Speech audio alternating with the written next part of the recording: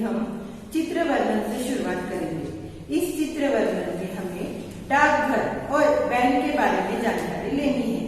डाकघर माने post office, bank आप सब जानते हो। पहले डाकघर को बहुत ही महत्व था। जब इंटरनेट, मोबाइल जैसी सुविधाएं उपलब्ध नहीं थी तो कोई भी काम, कोई भी संदेश पत्र द्वारा दिया जाता था। इसीलिए हम डाकघर का इस्तेमाल करते थे। आज भी डाकघर है, लेकिन उसका इस्तेमाल सीमित हो चुका है।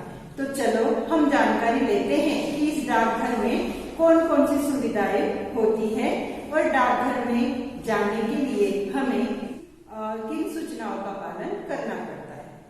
तो विद्यार्थी मित्रों, देखो, समझो और चर्चा करो। तो ये है हमारी दूसरी इकाई, जिसमें हम पढ़ने वाले हैं एक उपयोग हमारे। यह एक चित्र वर्णन है। चित्र वर्णन किसका है? चित्र वर्णन है डाकघर का। डाकघर माने पोस्ट ऑफिस। आप सबको पता है, डाकघर में से ही डाकिया हमें पत्र देने आता है, मतलब लेटर देने आता है। तो ये डाकघर कैसे होता है, मतलब ये पोस्ट ऑफिस कैसे होता है, उसकी सुविधाएं कैसी होती है, वहां पे कैसे काम चलते हैं, कौन से काउंटर होते हैं, ये सारी जानकारी हम इस चित्र के माध्यम से आज लेंगे। तो चलो चलते हैं डाकघर में।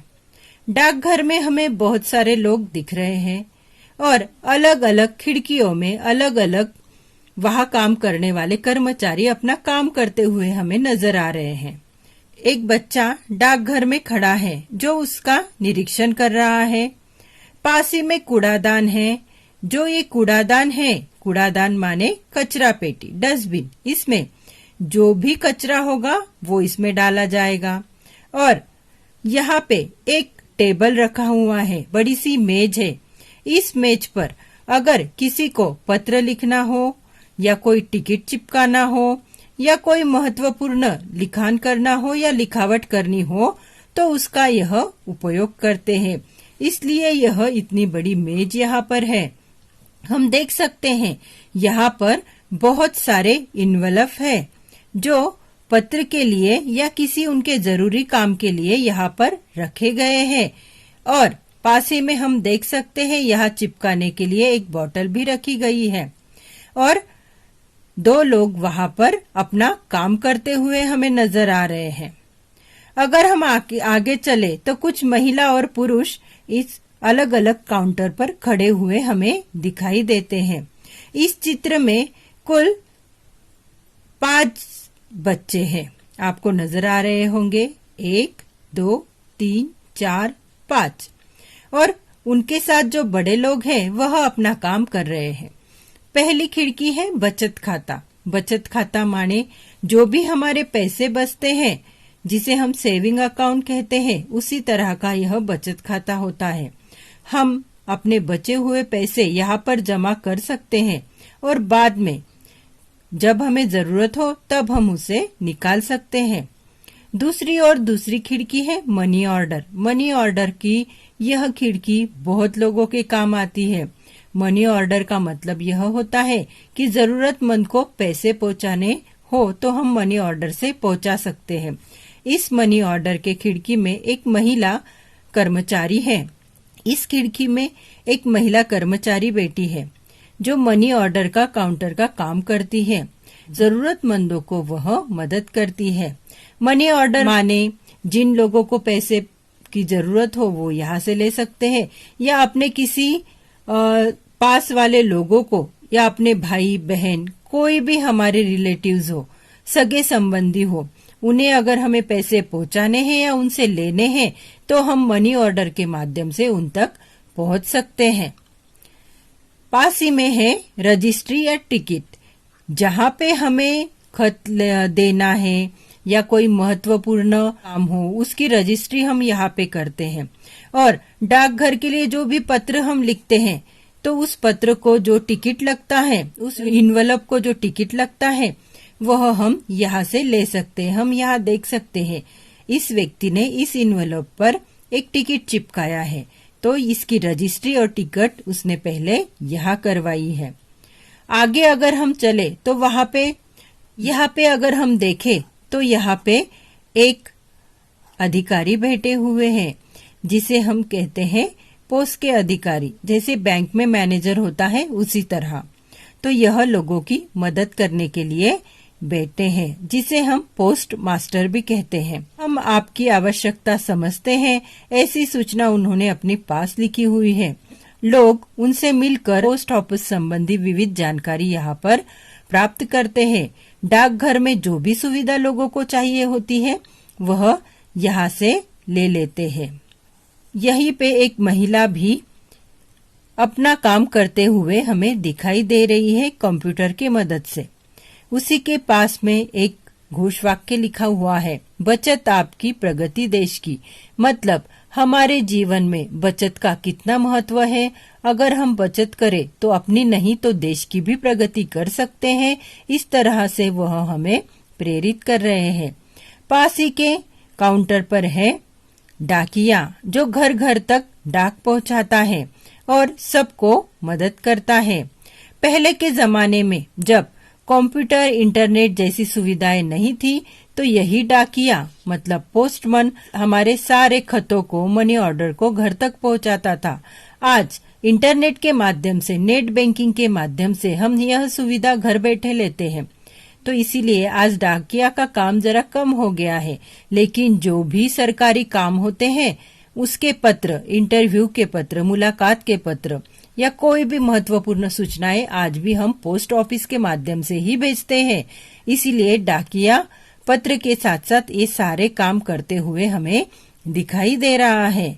तो इस पोस्ट ऑफिस में हमने देखा बचत खाता, मनी ऑर्डर, रजिस्ट्री है। यहाँ पे पोस्ट मास्टर है जो लोगों की मदद करता है।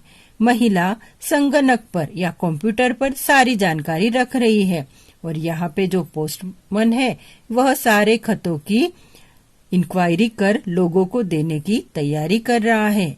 तो इस तरह यह छोटी सी पोस्ट ऑफिस हमने चित्र के द्वारा पढ़ी। लेकिन अगर हम कभी पोस्ट ऑफिस में गए या डाकघर में गए तो हमें डाकघर की और भी अधिक जानकारी यहाँ पर मिल सकती है। तो बच्चों, आपको समझ में आया ही होगा डाकघर का स्वरूप कैसे होता है। तो विद्यार्थी मित्रों, डाकघर के बाद हम चलते हैं बैंक में। बैंक हमारे जीवन का बहुत ही महत्वपूर्ण हिस्सा है। बैंक के बिना हमारा आर्थिक व्यवहार नहीं होता। किसी की सैलरी होनी हो, किसी को पैसे पहुंचाने हो या किसी से पैसे लेने हो, ये सारे काम हम बैंक द्वारा करते हैं। बैंक हमारे जीवन का एक अनन्य साधारण रूप है। बैंक द्वारा हम हमें आज के युग में बैंक में जाने की जरूरत कम पड़ती है, लेकिन फिर भी मोबाइल बैंकिंग, इंटरनेट बैंकिंग द्वारा हम बैंक के बारे में जानकारी ले लेते हैं। लेकिन प्रत्यक्ष बैंक का स्वरूप क्या होता है, बैंक में कौन कौन से अधिकारी होते हैं, ये सारी जानकारी हम इस वीडियो द्वारा लेंगे।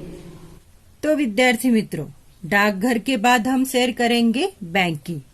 जैसे कि मैंने आपको कहा था कि हमें दूसरी इकाई में पहले चित्र वर्णन पढ़ना है, तो पहले हमने पढ़ा डाकघर, अब हम लेते हैं बैंक की जानकारी चित्र के माध्यम से। तो आप सबको ये चित्र तो नजर आ ही रहा है। यह कौन सा चित्र है? यह चित्र है बैंक का। बैंक का स्वरूप कैसे होता है, बैंक में कौन कौन से काउंटर होते हैं, वहाँ का कामकाज कैसे चलता है, वहाँ के अधिकारी को क्या कहते हैं, ये सारी जानकारी अब हम इस चित्र वर्णन के माध्यम से लेंगे। तो चलो बैंक में चलते हैं। जैसे ही हम बैंक में जाते हैं तो पहले काउंटर आता है पूछताछ का। पूछताछ का मतलब बैंक में जाकर हमें कौन सी सुविधा चाहिए, हमारा काम क्या है, ये सारी जानकारी हम इस पूछताछ काउंटर पर ले सकते हैं। जैसे कि हम देख रहे हैं, एक महिला एक बैंक के कर्मचारी से पूछताछ कर रही है, मतलब जानकारी ले रही है, और वह व्यक्ति, वह कर्मचारी कंप्यूटर के माध्यम से, संगणक के माध्यम से उसको सारी जो जानकारी है वह दे रहा है, और वो महिला भी ध्यानपूर्वक उसे सुन रही है। पूछताछ केंद्र पे कोई भी व्यक्ति किसी भी तरह की पूछताछ बैंक के संदर्भ में कर सकता है। एक व्यक्ति है जिसका काम शायद हो चुका है और वह अब बाहर की तरफ जा रहा है। पास ही में हम देख सकते हैं कि एक सुरक्षा द्वार है, मतलब जैसे ही हम बैंक में एंट्री करते हैं तो एक सुरक्षा रक्षक है वहां पे। वह सुरक्षा रक्षक बैंक में आने जाने वाले लोगों की तरफ ध्यान देता है ताकि कोई दुर्घटना यहाँ पर ना हो। यह सुरक्षा कर्मचारी आने जाने वाले लोगों पर नजर रखे हुआ है ताकि बैंक में कोई बुरी घटना ना हो। पास ही में एक महिला हमें दिख रही है उस काउंटर पर, जिसका नाम है बचत खाता। इस बचत खाते में एक महिला दूसरे महिला कर्मचारी से कुछ जानकारी हासिल कर रही है। बचत खाता जैसे हमने डाकघर में भी देखा था, उसी तरह बैंक में भी बचत खाता होता है। जो भी हमारी पगार हो, सैलरी हो या कोई भी काम करके जो पैसे कमाते हैं, उसमें से जो भी पैसे बचते हैं हम बैंक में जमा कर कर अपना सेविंग अकाउंट खोलते हैं, उसे कहते हैं बचत खाता।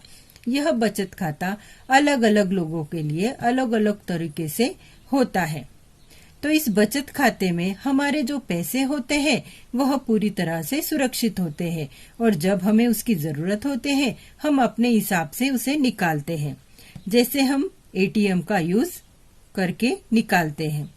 आगे अगर हम जाएंगे तो कुछ व्यक्ति यहाँ पर बैंक के काम के लिए राह देख रहे हैं, क्योंकि बैंक में अलग अलग काउंटर पर अलग अलग लोग हैं, इसीलिए वह लोग जब वे लोग चले जाएंगे तो फिर वह अपना काम करेंगे।